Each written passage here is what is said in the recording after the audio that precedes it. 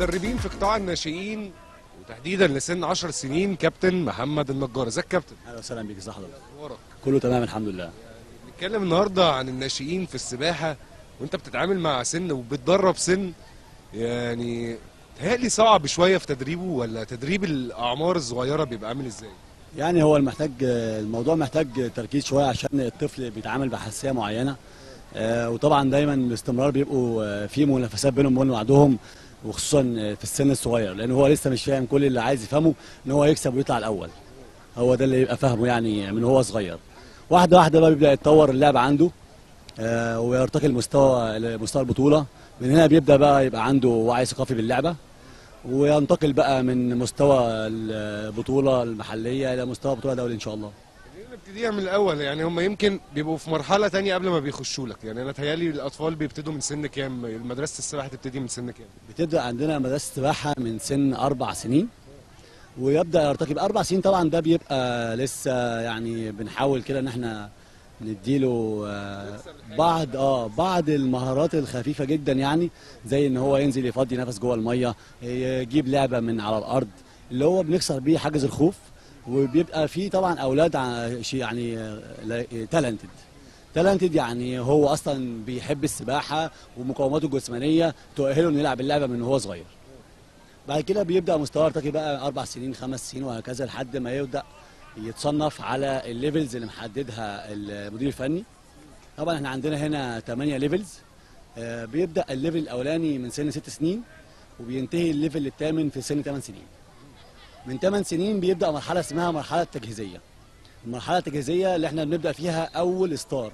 احنا عندنا علشان تبقى سباح اوفيشال في الاتحاد لازم تاخد حاجه اسمها 3 ستارز. النجمه الاولى والنجمه الثانيه والنجمه الثالثه. النجمه الاولى بناخدها في سن 8 سنين، النجمه الثانيه بناخدها في سن 9 سنين، النجمه الثالثه بناخدها في سن 10 سنين. ده بناء على قرار الاتحاد طبعا. وطبعا النجمه دي حاجه مهمه احنا شايفينها، لان طبعا بتخلي في ليميت معين السباح ما يقلش عنه في مستوى البطولات، وده يعتبر اللي هو الجرين كارد اللي يخليه يبقى سباح اوفيشال او معتمد من الاتحاد. فبيبدا بقى الستار 2 مثلا. عن ستار 1 عندنا ستار 1 8 سنين بيعوم كرول وباك ستايل كويس جدا، التركيز كله على الستايل والتكنيك.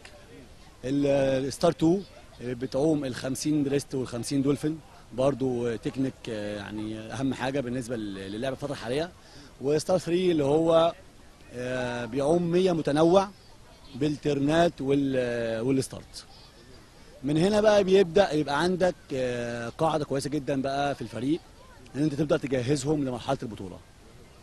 يبدا اول بطوله عندنا في سن 11 سنه. احنا الفرقه اللي معايا حاليا فرقه مواليد 2006 اللي هي حاليا 10 سنين، واول بطوله عندهم باذن الله يعني في شهر 2 السنه الجايه 2017 نبدا بنجهزهم. احنا لسه مخلصين ستار 3 في شهر رمضان اللي فات. هنبدا ان شاء الله زي ما احنا كده بقالنا تقريبا اسبوعين بدانا فتره اعداد كده خفيفه للولاد، عشان طبعا حضرتك انت عارف دلوقتي هم في اجازه اخر السنه والناس كلها طلعت تصيف هي واولادها وكده. فواحده واحده على ما تخش بقى في السيزون يعني. فبنبدا بقى دلوقتي يعني بنعمل بعض البيزك الاساسيه في التحمل، ان ازاي السباح يقدر يعوم مسافه معينه بتايم معين، ازاي اعلمه يعد عدد شدات ايديه جوه الميه، ازاي اعلمه نوت ستارت كويس، يعمل ترن كويس، ابدا اجهزه ازاي يبقى بطل. السباحه الفكر فيها مهم. طبعا هي اصلا لعبه فكر، ودايما اغلب السباحين عموما يعني بيبقى عندهم وعي ثقافي، ده رقم واحد. رقم 2 بيبقى عنده طبعا صحه عامه هايله جدا، احسن من اي رياضه تانية. انا شايف ان السباحه يعني رقم واحد في بناء الصحه العامه. يعني لو لاحظنا ان دلوقتي في انتشار ووعي ثقافي على مستوى المجتمع ان قاعده كبيره جدا جدا جدا بقت تلعب سباحه، ولو حتى بيبطل بعد كده بس هو بقى عنده خلفيه كويسه عن اللعبه. الجزء الاجتماعي المجتمعي من الرياضه ما بيتجزأوش. يعني عايز اسالك انت، الاطفال اللي اتعاملت معاهم شفتهم اجتماعيا والسوشيال لايف بتاعتهم اختلفت بعد ما بدأوا يلعبوا ويجوا النادي ويتعاملوا مع زمايلهم وكده؟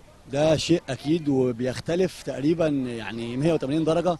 نتيجة احتكاكه بالأطفال، وبيشوف أكتر من حد بيقدر يتعامل معاه، بيتعامل مع المدرب بتاعه، بيتعامل مع كل أصدقائه اللي يعرفهم أو اللي ما يعرفهمش، بعد كده بيبدأ يتعرف عليهم، بيشوف شخصيات كتيرة جدا جدا بتأثر فيه، فبناء على كده بيبدأ هو يبقى عنده ثبات اجتماعي، ما يبقاش عنده مشاكل نفسية.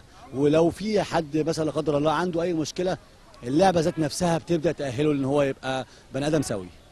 محمد نورتني، وعلى طول متقدم في تدريبك للأجيال اللي جاية، ونشوفك على طول. وخلي بالك ان دول المستقبل معاك، احنا سايبين المستقبل معاك. إن شاء الله. أنا سعيد جدا بمقابلتك ليا. Will you come with me?